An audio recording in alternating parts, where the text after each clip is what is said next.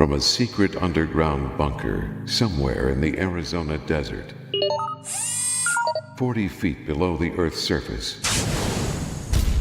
two men, aided by their robotic artificial intelligence, Jennifer, Jennifer at your service. hide from their wives and kids to discuss man stuff with interesting and unusual people. These men are the Bunker Boys. We are the Bunker Boys, Yes, we are. officially entitled to nothing. But we're glad you're here. Registered with no domain, no ties No to the nothing. government. We're just, Can you hear me? I can hear you. Can you hear you? Not a whole lot. Let me try something here. Let's see if this is a little better. Hello. Well, yeah, perfect. Holy mackerel. Holy mackerel, Andy. I thought I was losing my hearing there for a moment. Well, but you it was were. all that knob there. Yeah, I just twisted your knob, Yes, and you're you did. back up again. Well, anyways, what the heck you been doing? Well, I've been laughing, Laughing and carrying on? carrying on, and frolicking with sheep and eating nice little candies and wrappers. Really? No. I was in theater, man. You have to make stuff up when somebody asks you something. Theater. I'm in the theater.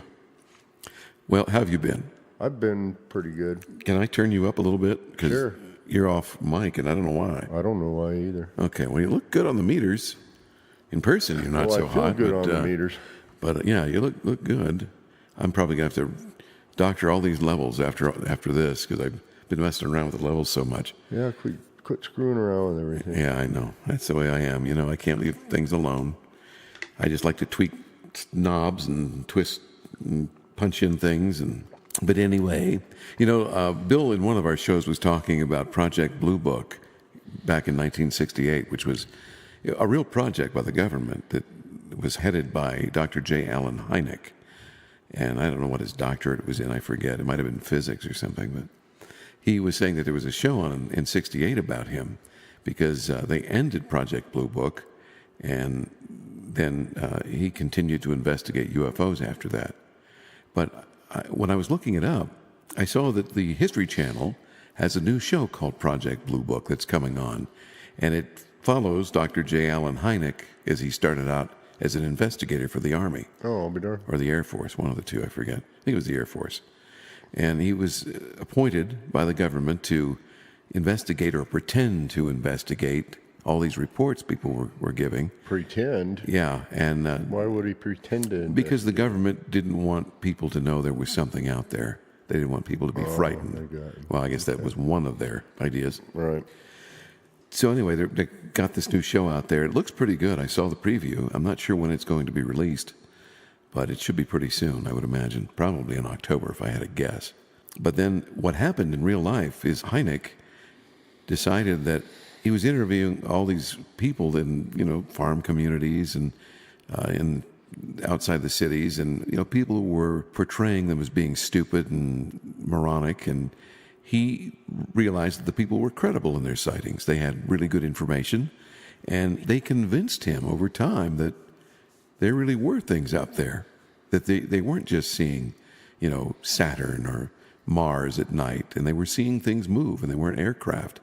Now, a lot of the times, he could dispel what it was. He could figure out that it was a morning star like Venus or something, but in a lot of cases, he had no explanation for it, because he did the research to find out where the planets were at that time, and they were pretty live reports. I mean, they were happening, and they were calling him in, and then he'd go out there within a week or so and visit with them. So he could backtrack and see where the planets were at that time, and realizing that the ones that are most visible are certain ones like Saturn or Venus or Mars. Oh, Venus. Yeah, good So song. this was in the 60s, you said? Right. 68? Well, '68 was when the show Project Blue Book, Oh, okay. the original show, was on. I don't remember when they disbanded Project Blue Book. I think that's a job for Jennifer. Accessing data now. Thank you, Jennifer. Let's see what she gets. Sending to display now. That was quick. Wow, I'm saying. Well, I'm No, saying. you're saying. You were just saying. Project Blue Book. Now, this comes from our lovely friends at Wikipedia. It was one of a series of systematic studies of unidentified flying objects conducted by the U.S. Air Force. It started in 1952, and it was the third study of its kind. The first two projects were called Sign in 1947 and Grudge in 1949. You know, as many UFO things as I've read over the years, I did not know that this was the third project. A termination order was given for the study in December of 1969, and all activity under its auspices ceased in 1970, January of that year. Then it says it had two goals. The first one was to determine if UFOs were a threat to national security and to scientifically analyze UFO-related data.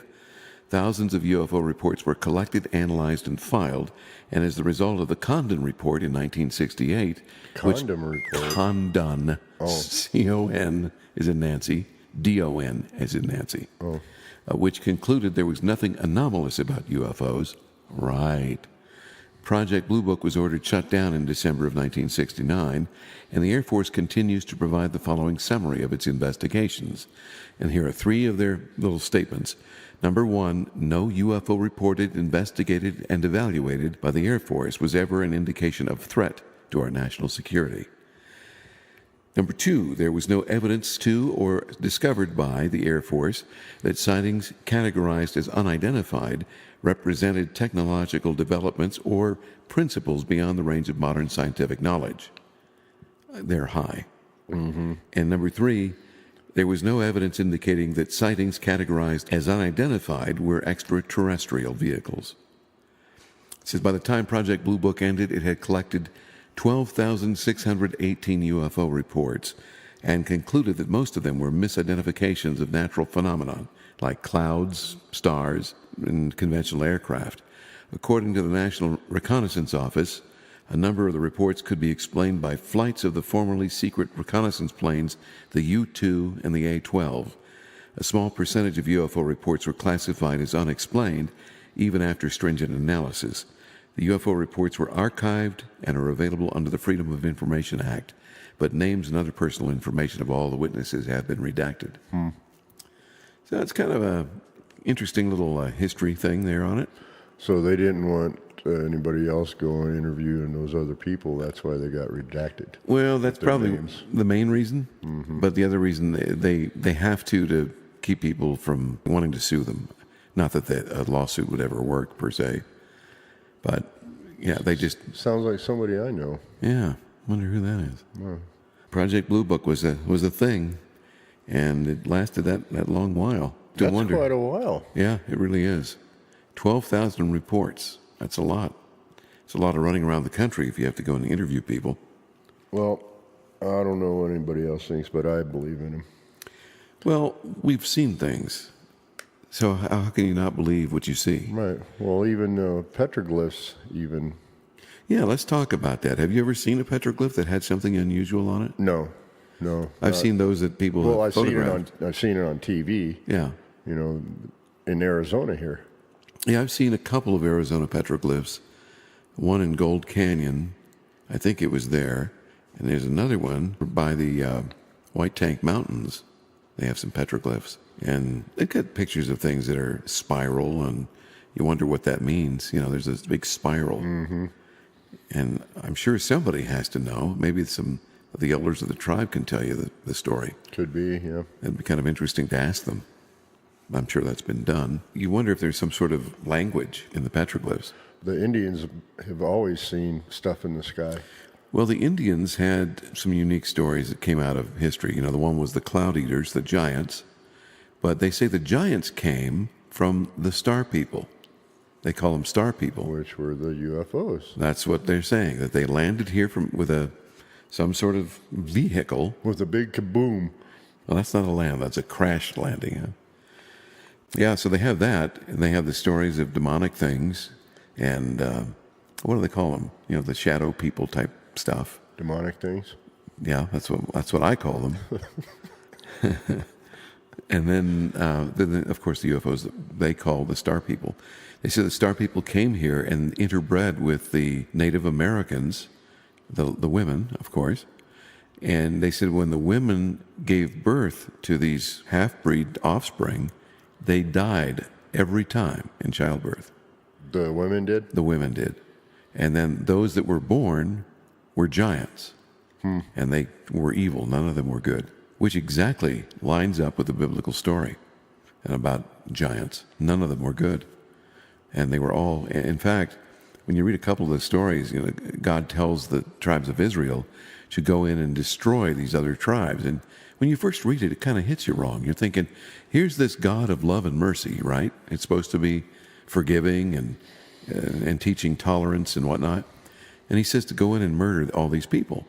He says, spare not a woman, a child, a goat, or their cattle. I believe that's right. Well, some of the Israeli tribe members didn't do it. They said, well, we can't kill these people. They're people, you know. And some of them took them as wives, which was wrong against God's will. Well, that's what God reserves. He says, I have the right to tell you what's right and wrong. And I'm telling you to go in and kill all these things. So they had, I don't know how they had wives and they were still alive after childbirth, but a lot of them giants had wives there. But Were they giant wives? No, they weren't. They were human wives. It's kind of interesting that of all the giants we hear about, none of them are women. Wonder why that is. Yeah, you know what? You're right. You never hear of a story of a female giant. A giant. Well, I saw a movie You did? a long time ago. Oh, yeah. Attack of the 50-Foot Woman? Yeah. Yes, Do you I've remember seen it. that? Of course. And then what was the other one with the bald guy that had to wear the diaper because they had no clothes that would fit him? He got exposed. Dr. Glenn somebody gets exposed to radiation and he grows into this giant. Then, of course, he gets angry and he's all emotionally upset and starts destroying tanks and they eventually kill him. But Oh, I don't know what he that was. loses all his hair. I forget what that was called, but that was another giant film from the 1950s. When was that other one with the That was giant, in the 50s. Was it? Yeah, I think that was in the mid to late 50s, like 56. I barely remember that. Yeah, she was a looker too. That's why I remember it. Yeah, She was wearing a bikini or something, wasn't she? it was like a tattered dress or something. That's where you lose me a little bit in the science fiction realm when you can't make it believable. Like she's growing into this giant, stretching into this giant woman, and she's still wearing the same clothes. Something's wrong here. I thought she was wearing some sort of bathing suit or something. I think, yeah, you're right. I think on the poster, it shows her in a bikini. She's in a tattered bikini type thing. Attack of the 50-Foot Woman. I haven't heard that in a long time. We should talk about some of those in our October show. Our Halloween show. The old fun movies. Frankenstein. Well, you're going to have to get them all up. Yeah. I don't remember a whole lot of old movies anymore. No? I can't even remember what I did tomorrow. Did you? You didn't do anything tomorrow. See, Yeah. that's why I can't remember. There you go. Well, that's why you got me to keep you on the straight and narrow here. Straight and narrow. Yeah. That was a bow and arrow. I wondered what that was. Very unique sound. Thank you. Yeah, I'm glad I didn't get hit by it because not only would it cause damage, but it would cause me to be romantic with somebody or something. Oh, Cupid. That's the way. Yeah, no, that's Venus. Oh. You're singing Cupid to Venus. Now you talk about a matchup. You ever hear of those things called the kids call matchups or mix-ups, where they take two songs that shouldn't fit together and they do? No. There is a great one out there right now with the Bee Gees. And I can't remember what the other song they mix it with was. Oh, it was an AC/DC song. And it works beautifully and it sounds great. I thought, I should download the audio of that. That would be a fun thing to listen to. AC/DC and Bee Gees? And the Bee Gees, Staying Alive. Oh, I'll be darned. That's pretty amazing. That probably would be I used pretty to, interesting to listen to. yeah, I used to listen to stuff that, being in radio, I played the music all the time, all these songs from all the different eras. My background goes from Bach to rock. It's Bach? Bach, Oh, the Bach, yeah. Minuet? Would you like to minuet? Sure. Why not? Okay, whatever makes you happy. Well, it's too small down in here. We'll have to go outside. Oh, okay. So when you're ready, just let me know. Do you ever see a minuet? It's a strange dance. You have to hold a handkerchief. It's tied to your Yes. finger or something. I don't know. And you do these curtsies and They have them bows. in a lot of the older movies. It was like a square dance, but done to different music. Wow. Like a weird square dance. Well, it was a weird dance. Hey, you don't see people doing it today, but I'm sure some college somewhere is teaching a course on the minuet. Oh, I'm sure. Okay, so in the news, I heard this story and I went, you have got to be kidding me. This man pretending like he was developmentally impaired, and then he'd make calls to these nursing organizations to come in and take care of him. And I don't know how he got away with this, because, or he would want them to bathe him. It was all for his strange, perverted gratification. He would be naked in front of the nurse and he'd pretend to be developmentally impaired, and then he'd make her bathe him for jollies. Is that the most strange story you've heard in a while? Oh, there's a lot of strange people. So what are people thinking? Are you kidding me? Obviously not.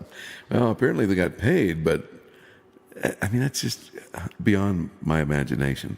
And you're taking people away from other people who really need We them. really need it. And that drives me That's nuts. true. That bothers me. So Well, people are weird.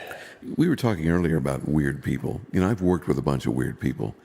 And you had mentioned to me, and I won't get into the story, but I'll tell you my part. And that's this guy that I worked with. I never met this guy before. I worked in radio, and I was coming in as an operations manager at this new station. And he had heard of me because I was in the big city. You know, he'd listen around to the competition. And I would too, but I just never had heard of him. And I walk in, and we'll just call him Tim. I'll walk in, and I'm meeting all these people that I'd never seen before, and we're talking about the business and what my job's going to be, and I've just been introduced to everybody. And after the meeting, this guy walks up to me and he says, "Hey, Chris." I said, "Yeah." He said, "I see you do a lot of freelance." I said, "Yeah, I do. I do a decent amount, and I'm always willing to do more, though. You know, I'm always looking." And he goes, "Well, I'm here to tell you I'm the guy that's going to put you out of business." I said, "Oh, really?" And why is that? And I said, "Do you freelance?" And he said, "Yeah." And by freelancing, for those that don't know, it's just you work outside your job doing voice jobs. So in other words, you might be on the air at a station in a market, and then you work for advertising agencies, and then they would hire disc jockeys. You know, we all got a lot of work. And it was always a competition, who could get where, and how good were you, how many jobs you got, and how many big paying jobs you got determined how good you were. Your ego was stroked, you know. I always liked doing it because I enjoy reading and I enjoy acting. And that was my draw. Not that I had a huge ego. I mean, you have to have some ego and know you're good enough to do it. Otherwise, you get into a situation where you're in a recording studio and you can't do it. Yeah, I mean, you get intimidated. There's people watching you like you're in a fishbowl. I So- can imagine. So I just looked at him. I was kind of stunned that he would say something like that. Not that I didn't feel like he could do it, first of all. And my reply to him was, "Well, Tim, you know, plenty of stuff out there for all of us. If you look hard enough, you can find whatever you want." And I was finding stuff in places people weren't even looking. Behind doors and stuff? No, under carpets and rugs. Oh, No, I would. well, that explains that one. Well, other people were trying to work with big ad agencies, and they were pretty much full up with their talent. They could pretty much get anybody they wanted because they knew whoever they chose would want to work for them and to do their ad because they paid decent money. It's all about money. It is. And the union was involved at that time. There was, you know, they were all union shops. So if you were non-union, you couldn't go in and do a union job. You could do one to get your foot in the door, and then you had to pay your union dues and sign up. Then they'd slam it. Yeah, otherwise you can't work for that agency anymore Right. because they're union signatories. And if they hired you again, they'd be in trouble. So it's all to protect the union worker, which to some degree is valid, but then it swings the other way. I mean, unions they're both good and bad. But anyway, I ended up telling this guy, you know, there's plenty of things out there for all of us, but I was shocked at his bravado for no reason. it was actually quite rude. Yeah, sounded like it. I mean, what kind of ego is that? Mm-hmm. You must have a weak ego to say something like that to somebody else. I'm going to put you out of business. Yeah, just like you said, some guy said to another guy here in town. To say that's big kahunas. Yeah, and I know this guy has. Oh, never mind. He's lacking? Most likely. But it just bothers me that people are that rude. But, it stands to reason that people with big egos, and that business has a lot of them. I can imagine. I listen to people and say, I'm better than that, or I could read better than that. But they're decent, or they wouldn't be doing the job, right? Right. But I've got a healthy attitude about myself. I don't think I'm the best and the greatest. I've worked with some of the best and the greatest, and they taught me, and they were great people. There were guys out of L.A. that I think are the absolute best. Danny Dark, if you look him up, he used to be the voice of Charlie the Tuna. Oh, okay. Well, Herschel, I take that back.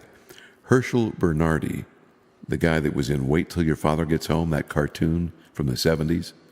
It's one of the few cartoons that ever was aired in prime time. And Herschel Bernardi, he was an actor. He was on Maude. Oh, he's on The Golden Girls. He dated Maude's character on The Golden Girls. I can't think of the actress's name. Beatrice Arthur. Oh, B. Arthur. B. Arthur, yeah. So he played her boyfriend on that show, but I digress. Anyway, he was the announcer voice of Charlie the Tuna commercials. And Danny Dark had the best. He was the voice of ABC for a long, long time. He had kind of a little bit of a southern lilt, but he always had a smile in his voice. Remember, Starkist once tuned it with good taste. That. Sorry, Charlie. Sorry, Charlie. Yeah, great voice. The movie trailer guy, Don LaFontaine, had an amazing voice.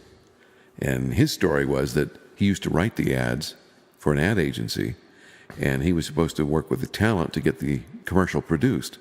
And one day the talent didn't show up. So he did it. So he did it. And they went, that's fantastic. And he just kept doing them. And Can't beat that. No, you can't. But if you want a kick, you should look all the big voices up on YouTube, because it is funny. They get them all in one limousine, and they're all talking about their jobs, and they each do their own tagline that they're known for. One guy used to do Disney stuff. They all do movie trailers. It was entertaining. I just thought, man, if that car ever wrecked and those guys got a safe dropped on them, there would be a lot of job openings. Yeah. And they all made over $1 million. Wow. Yeah. That's pretty good. Can't beat that with an ugly stick. So people are people, no matter what. Peoples are peoples. Mustard and biscuits. I'm going to get myself some taters. Okay. Where did that come from? I don't know, but Billy Bob Thornton. the sleigh walk, or what was it? The Sling Blade. Sling Blade. Yeah, you got me on the right track there. It was a rough movie to watch, but it was a good movie. And Billy Bob deserved an Oscar for that performance. ain't kidding. That was wonderful. So, I want to ask you something. Okay. When you were growing up, was there an area in your neighborhood that all the kids were afraid to go to? Like, did you have a haunted house in the neighborhood? Or Yes, we did. was it at the end of your street, or was it? No, it was quite a ways away, actually. Yeah? It was in between our neighborhood and the Alpha Beta Market, or Okay. the little kind of strip mall. Had an Alpha Beta and liquor store and some little TG&Y and stuff. Was it like an old abandoned house? Or? Yeah, it was an old abandoned mansion. It was on a great big grapefruit and orange orchard. A doctor used to own it. Huh. And what stories did you hear about it, if any? No, we used to go in there. Oh, did you? Yeah, but it was all, of course, it was all abandoned and everything and beat up. It was really old. And that was, what, 45 years ago, maybe 50, over 50 now. Yeah, because I was 6, 7 back then. We'd find old hypodermic needles and everything. Oh, jeez. Yeah, I know. And we were upstairs, me and a couple of my buddies, and the floor would creak and everything. And all of a sudden we heard a noise out on, like a door slamming or something. What's that? Oh, run. But we were upstairs, we couldn't. So there is a juniper, one of those real tall junipers. It's not like a juniper tree, it's a big tall. Because very juniper. tall. Yeah. Yeah. There was one of those by the window, and my friend, he goes, "I'm getting out of here," and he ran, jumped up on the windowsill and grabbed that thing, and the thing bent all the way to the ground. It did. It bent all the way to the ground. He let go. It came back up. We all did that. Oh, We all jeez. jumped out the window and rode the tree down. And needless to say, we took off like banshee wolves. Yeah, no kidding. There was probably an old drug addict coming in to shoot up. You never know back then. Yeah. We never had a haunted He house. looks like Gary Owens right now. I know. I'm holding the earpiece onto my head. It just feels more comfortable. And now, Lafayette, ladies and gentlemen, he was also Space Ghost. Remember that cartoon, Space Ghost? Space Ghost. And then they had a little monkey that wore a mask, and Jan and Blip. I don't know what the Blip was, the monkey, I guess. So I never really. I mean, we had some old barns that were collapsing in on themselves, and we would get in there and try not to step on rusty nails. Did you ever step on a nail? Oh yes, went right through my foot. Oh yeah, I've had Popped it out too. the top of my boot. Oh, you're kidding. It went all the way through your foot? You want to know the story? Okay, now that we're onto it. Well, that's when I was fishing, Yeah. and they were doing dock work, and they were tearing the dock apart, putting on new 2x6s on the sides of them and everything. And people who were doing the work left the boards nails up. Yeah. Right. So it was starting to get dark, and of course we had the lights on the side of the boat that shines onto the dock and everything, but you can't really, because in the gray of the light it's hard to see, Yeah. even with lights. So I'm standing on the side of the boat and backing in, and I jumped off, landed on the nail, popped through my shoe or my rubber boot, and Did you see other planets and colors? no, actually it really didn't hurt until I acknowledged what happened. It just felt like a, little pinprick at first and pressure. And I looked down, I go, "Oh my God." And there's, it's poking through the tie, because, they were 16 penny nails. The long ones. Mm-hmm. Oh man. Yeah. And I lift my foot up and the board comes with it. And I look up at the captain. I go, "Hey, Cook, I have to go to the hospital." He goes, "Oh, God, oh no." And all the passengers are going, "No, no, oh no." Because they could see it. Yeah. And I Oh, just man. took my other foot. I jumped out and I landed on my right foot. So I took my left foot, put it on the board, and pulled it out. I bet that was fun. Yeah, it was. Did you do it real fast? Real quick. Yeah. Because you don't think about it. Right. And I had to go get a tetanus shot. Of and course. everything. Yeah, they always ask you, when's the last time you had a tetanus shot? And you go, if you can't remember, it's been too long. But anyways, the guys who were working on the dock got in trouble. Oh, they should. Yeah. They should have had to pay for your doctor's visit, I too. agree. Man, that's rough. I stepped on a darning needle. Oh, darn it. Yeah, and my grandmother, they were You real didn't thick. say that, though, did you? You said No. another word. I didn't say anything. I just went, oh. Because it was so fast, I didn't realize what had happened. And I went to put my foot back down, and I couldn't put it all the way down on the floor, and it hurt. So I looked at it, and here I'd stepped on this needle that was stuck in the rug, and it went all the way into my heel, into the bone. Ooh. And it wouldn't go any further. And when I went to step back down, that's when I felt it. And I went, that hurts. Yeah. So I tried pulling it out myself, but I couldn't get it out. So I sat down on the chair and I go, "Hey, Mom, come here a minute." She goes, "What's up?" And then she goes, "Oh, let me see if I can get that out." And I think we had to get some pliers to pull that out. Really? Yeah. And it finally came out. And I didn't go to the doctor. I just, poured stuff in there and let it bubble out. And then we treated it with iodine. That was my grandfather's cure-all. Mercurochrome and iodine. Exactly. Yeah, mercurochrome was that real pinky stuff that stained. And iodine was the dark brownish red. So, And then they had Campho-Phenique. Campho-Phenique. Yes, I remember that. You don't see that anymore either on the store shelves. I only remember their commercial, the jingle.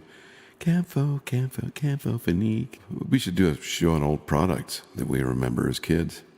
Cereals That ought and to whatnot. be a good one. Yeah, it could be. There's a lot of research on that one. Old gas stations, you used to see Marathon and put a tiger in your tank. Remember those? Mm-hmm. Marathon had the big M. I think it was a red letter M on a white background that was on a blue background. In the old mobile stations, they used to have the horse with the wings. Oh, the Pegasus, yeah. The red horse, and then you had S&H green stamp. Oh, yeah, the S&H green stamps. Yeah. I remember that. My grandma, boy, she would get all kinds of stuff with those. They would. They'd say those for years. Mm-hmm. I think my grandmother ended up getting us some toys or something with those. That's what she always got us. Yeah, because they couldn't afford to buy toys. Right. And it wasn't every year. It was like every other year she might buy us something.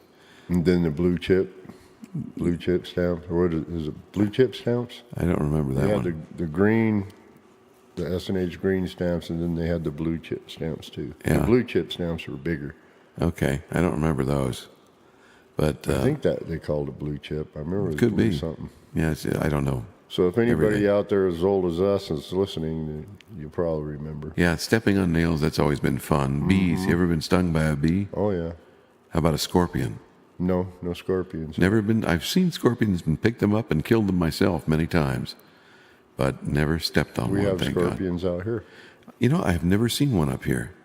Just start turning over old boards and stuff. Yeah, I'm sure they're here. Like all that stuff down the hill down there, all that old particle board. Oh, yeah. Pick a couple of those up, like especially this time of year. Pick a couple of those up, you'll probably see 2 or 3 of them under there. Yeah. Now, another thing we should do is talk about scorpion hunting at night. You know, they fluoresce when you hit them with a black light. Black light, yeah. And that is so fun. I used to think, well, I'm afraid to go out at night. I might step on one if I'm in my bare feet. And then I realized that, well, yeah, I got this black light out. And almost every store here sells them. You can get little mini flashlight versions of it. And you just turn them on and, you know, look around the ground and you can see them. You ever been snipe hunting? Yeah, when I was a kid.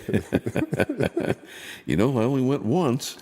Take your gunny sack with you. Yeah, I didn't have a gunny sack. I had a paper sack. Actually, snipes are pretty good eating. Are they? Mm-hmm. I've heard that. If you can catch one. There's a real thing called snipe. Yeah, there is. They're little birds. Little bird told me. We could have hunted them the river. 'Cause they'd fly in every once in a while, but there's not a whole lot of meat on them. That's when we were duck hunting and everything. Yeah. You know, there were 3 kids in our house, and my brother and I were the oldest. I was the oldest, and my brother's 3 years younger, and my sister's 3 years younger than him. And we would sit at the table and we'd argue over who got the prize, you know. So For sometimes, getting the biggest snipe? no, for the prize in the cereal box. Oh, well, you didn't say that. I'm moving on to cereal now Oh, okay. from Snipes. Unless Snipes is a new cereal. It is. They just came out with it. Delicious Snipes. Wow. With a touch of chocolate, a hint of cinnamon, and Sprinkle of this. I always liked to read the back of the cereal box when I was eating cereal. Did you? Did you read it? Yes. From cover to cover? I was taking a drink of water. Okay. It's allowed. Well, you Gonna were wet asking my me a whistle, question too. and you saw me drinking, and Well, I kept stalling and making the question a little longer so that you could finish. oh, thank you. It's my water bottle. That's the water bottle. Told you. The pause that refreshes. Yeah, I think I'm going to start doing some more voice work. I have not done much lately, and Yeah, you need some work on that. and I do. Thanks. There's always challenges to this, and now that we've got the internet, I haven't done a lot since I've gotten the internet. I've only done a few things and sent to my agent, and then she sent them on to the audition, and then they want you to come in and do it live. Sometimes they want you to do another audition, but I don't have time to do that. I'm not full time anymore. I used to be, but when I was, I didn't get enough work to make it worth my while. So it's very competitive, and it's just a very rough way to go. You can't live on it now like you used to be able to.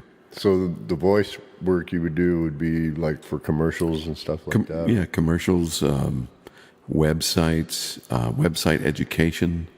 You might read a script for something, a training video, or a training script for online training. Uh-huh.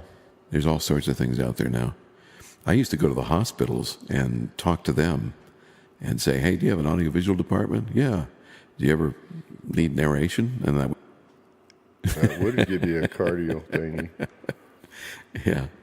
But it's always a fun. I mean, I enjoy reading. I enjoy being able to read and act, and I could always read something where you couldn't tell I was reading it.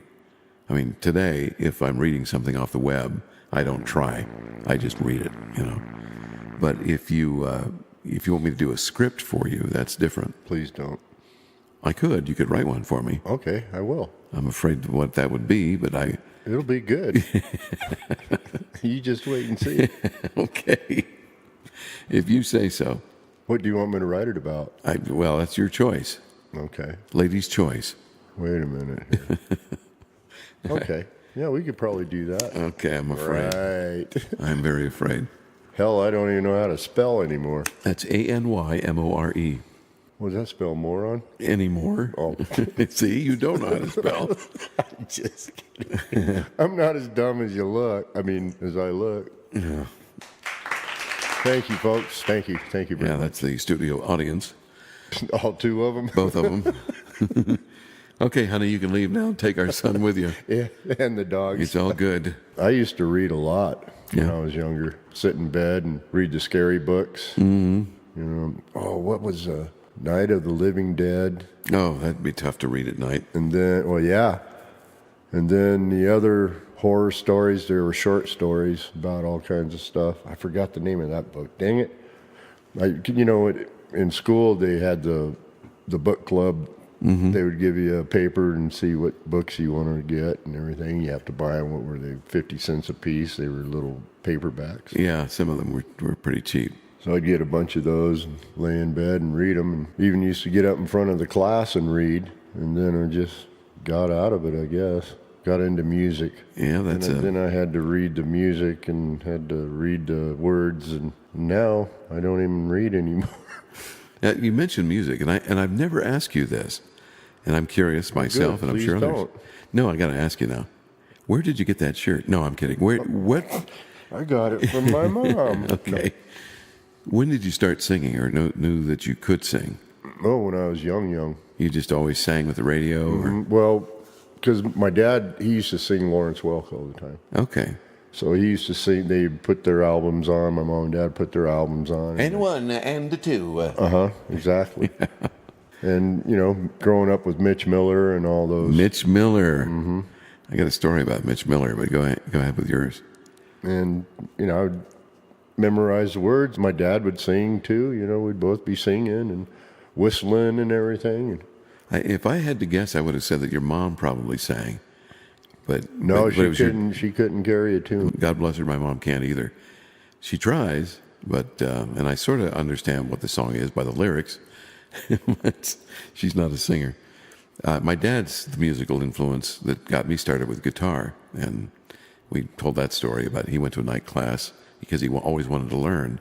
So he went to a local school, and they were having some after-school guitar class, and it was only like 3 or 4 weeks long. I think it was 4 weeks, something like that. After he got done, he would, every night that he came back, he would teach me what he learned in class that night. So he'd teach me the chords, and I really wanted to learn. And they got me a guitar for my 10th birthday, and then he used that guitar to go in and take the lessons. Uh-huh. And then he taught me how to play. There you go. And then from there, I started teaching him things after I got proficient. Yeah, my dad was the other way around. He used to get pissed off when I would be playing it, practicing in my room. Yeah. And my room was next to the living room. Well, that's why. Yeah. Well, our houses were small, so He's sitting there watching TV. Emmett, will you knock it off? Go outside. So I'd pick my outside. guitar up and walk up and down the block playing my guitar. And should have seen all the followers I had. I was going to say that you're the Pied Piper. There's a couple of dogs and one cat, and even a bird would fly by me every once in a while, land on my shoulder, and That's what started it all. that's what started it. Amazing. And then people started getting into it. People. Yeah, I had this one girl, she was a groupie. She followed the cat, or which one did she follow? Me. Oh, you directly then. Okay. She was like a shadow. Was she a cute Of girl? course, she had to be, otherwise I wouldn't let her follow me. Well, how do you stop somebody from following you? Tell them to go home. El Kabong. Remember that? Yes, I've done that before. El Kabong, somebody with your guitar? Mm-hmm. That's not going to that. The statute of limitations hasn't run out yet. Probably you might not. end up in jail. God knows somebody will come knocking. Garth used to abuse me when I was little, and that's just your brother. Exactly. Funny how things turn out. I started playing around with tape recorders. My neighbor, Susan, had older brothers. Her brothers were like 12 years older, and they were out of the house long before she ever was. And so they'd come back and spoil her for Christmas. They'd buy her all sorts of trinkets and things that, her mom and dad wouldn't buy her because they could afford it, And one of the things they bought was a cassette recorder. And I always wanted one. I had the Severe Jones for a cassette recorder, not only to play guitar into, but also to do radio shows. I always wanted to do kind of like a show. And then I would get these highlights magazines. In the summertime when I was a kid, my mom would buy a subscription, and it had fun things to do. And one of them was a radio play. So I started doing radio plays with Susan, with my highlights, and we would record them, and she'd be one person, I'd be another, and we'd have this finished little drama when we were done. And it was kind of cool. Who's Susan? She was my neighbor, just down the street. She lived right next door to my grandparents, and they were just down the street. Oh, be darned. So it was kind of nice. My sister owns that house now. Really? Yeah. She owns my grandparents' house. Isn't that something? Yeah, kept it in the family, and I think that's nice. Well, the kids own our house now. Yeah, that's good. That's cool. And there's a lot of history in that house, as in any house. Everything, yeah. Mm-hmm. 7 kids raised in that tiny house. And I think it only had it had 4 bedrooms, but they were very tiny. And I think there were 4 boys and 3 girls in one small little house. Wow. I mean, we're well into October, so we'll do some spooky stuff in the next show and talk about interesting, scary things, or maybe your favorite scary movie. What do you think about that? Well, that sounds good to me. Oh, no. What's happening? Wife alert. Oh, Really? Yeah, I guess one of them is approaching. Are they going to gang up on you? I don't know. I think we better get out of the show here pretty quick. Or quickly, as my English teacher would correct me. So that's the end of the show before the wives get here. Wives. I can't talk at all today. Some days aren't even worth trying, you know what I'm saying? I agree. That's why I don't say nothing most of the time. You don't say nothing? I say something. I wasn't doing nothing. I was just standing there looking at the tomatoes. You were? That was from the streak.